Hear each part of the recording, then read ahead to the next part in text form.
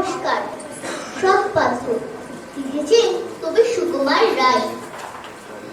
শুনতে পেলুম পোস্টা গিয়ে তোমার নাকি মেয়ের বিয়ে।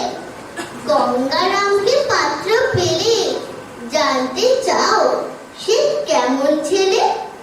মন্দ নয় সে পাত্র ভালো, রং যদিও বেজায় কালো। তার উপরে মুখের গঠন অনেকটা ঠিক প্যাঁচার মতো। বিদ্যে বুদ্ধি বলছি মশাই, ধন্যী ছেলের অধ্যাবসায়। 19 বার ম্যাচ শিখে সে ঘাইল হয়ে থামল শেষে। বিষয় আশয় গরিব বেজায়, কষ্টে সৃষ্টে দিন চলে যায়।